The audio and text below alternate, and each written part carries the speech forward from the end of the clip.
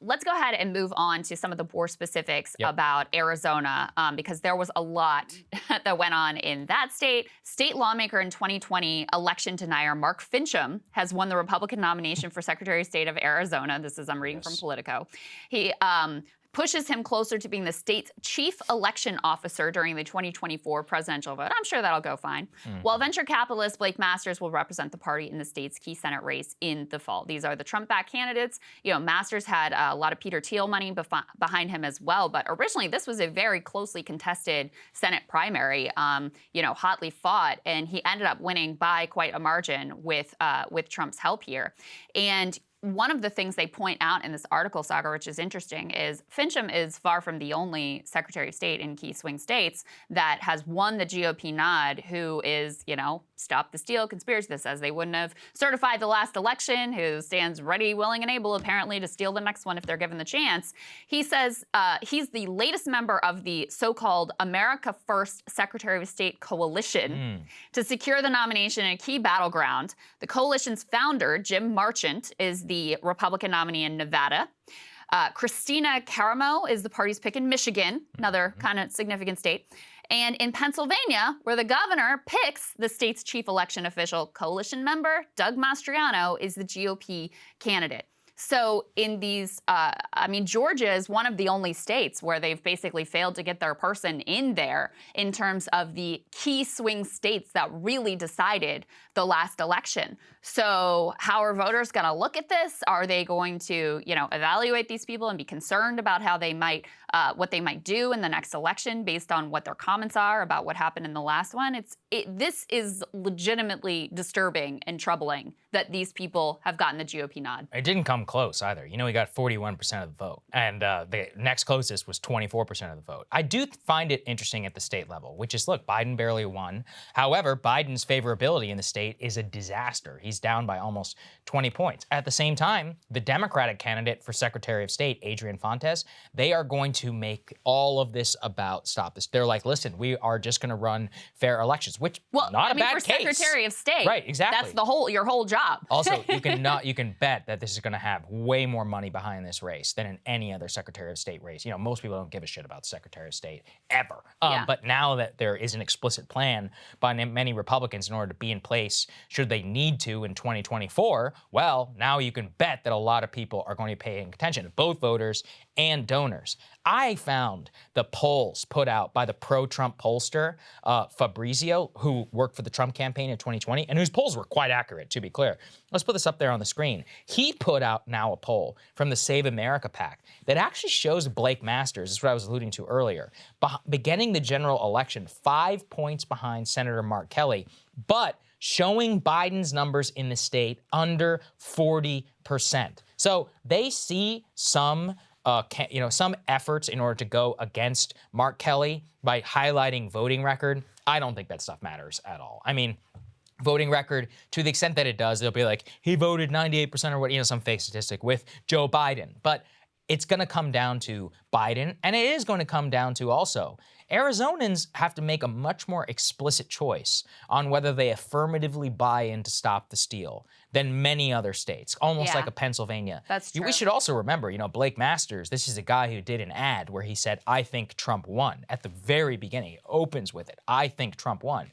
And he goes, well, if you don't, it's okay. You know, you have to admit the big tech, whatever. All right. So nobody, just because big tech has money does not mean that the election was stolen. All right. But he is trying to have his cake and eat it too, talk about like corrupt forces, but explicitly say, I think Trump won, which, let's be honest, the only reason Trump endorsed him is because he's willing to say those things, and also because Peter Thiel wanted him to. Yeah. When you combine those two factors, Masters is going to have to run a campaign where Mark Kelly, if there is a debate, will affirmatively ask him over and over again, like, do you actually think the election was stolen? So this is where the stop the steal could absolutely come to hurt Republicans at a statewide level, because we know that Arizona did vote for Joe Biden. The only problem is Joe Biden is not popular in the state of Arizona. So he could be his own worst enemy.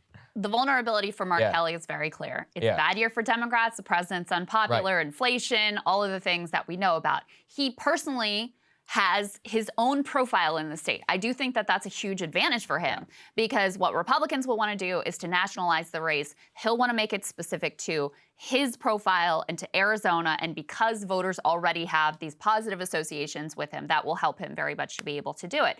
But yeah, the vulnerability is the obvious national trends. However, Blake Masters has not done himself any favors by not only his positions on Stop the Steal, but he has some positions on economics, which are also very out of step, as you pointed out, wanting to privatize Social Security. He also, on other social cultural issues, he says he only wants to vote for judges who will overturn the Supreme Court ruling on access to contraception. So he has extreme views on abortion as well, and we've seen how that clearly is a very motivating factor. I mean, Arizona, the suburbs are king in Arizona. Yeah. So the fact that he has these, really fringe views on abortion too, wanting not just a state ban in Arizona, but going to the Senate and pushing for a federal abortion ban, that could end up being an issue for him as well. So while, yes, their polling is saying, hey, maybe Mark Kelly has this vulnerability if we tie him to Biden, Blake Masters also has a lot of vulnerabilities here as well. And I said this last show, but this is really how it seems to me. When you look at the more you sort of zoom out and look at the overall landscape, the more you're like, oh, these Republicans are going to just clean up. It's going to be a wave. It's going to be historic for them.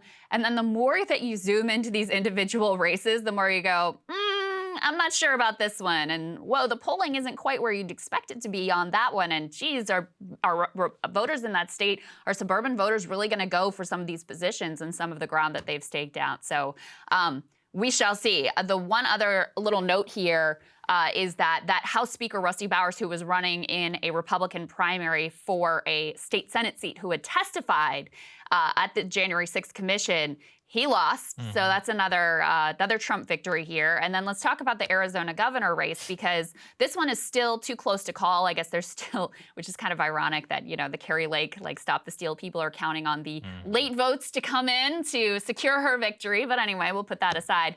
Go ahead and put C3 up on the screen here. So Kari Lake versus Karen Taylor Robson. Arizona GOP primary, too close to call. I believe it still is too close to call this morning.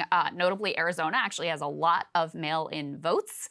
So something else that the Secretary of State nominee for the Republican side has said that he wants to basically get rid of.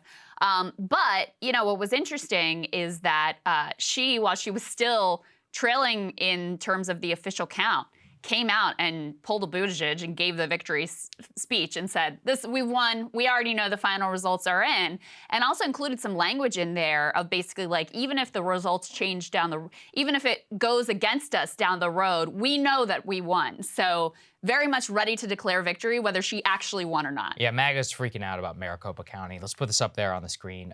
Zach Patrizio pointed out that they're calling it Sharpie Gate 2.0, alleging that Sharpie pens bleeding through the ballots in Arizona when they were voting for Kari Lake. Look, it is true Maricopa County is taking way too long in order to count votes, but that doesn't mean that people are rigging votes, people. The conspiratorial mind has completely taken over the GOP. The evidence of incompetence is instead spun as evidence of nefariousness. It's just anytime it doesn't go the way they want it to go, then they instantly are fraud, whether or not there is any evidence of fraud. And, listen, elections have been stolen in the past. I'm not saying that bad things can't ever happen in an election, but you have some proof. You can't just invent Sharpie Gate out of nowhere. Yeah, exactly. And that's the problem. Is immediately it's oh, shenanigans are happening. It's you can't just make these claims. It's outrageous in order to do so. And by the way, you think that's not going to come back to bite you should there ever be a close election in the state? So setting ourselves up for a mess, once again, but that's really what these people do, Krystal. Cable news is ripping us apart, dividing the country, making it impossible to function as a society, and making it impossible to know just what is true and what is false. But the good news is they are failing and they know it. That is why we're building something new, a new mainstream, a healthier one, something more trustworthy, something that we are going to need in one of the most pivotal times in American history. We are building up here for the midterms, for the upcoming presidential election, but we need your help. So if you can help us out by becoming a premium member today at breakingpoints.com, we're trying to change America for the better and the entire world. So what are you waiting for, guys? Go to breakingpoints.com and sign up and help us build a new mainstream.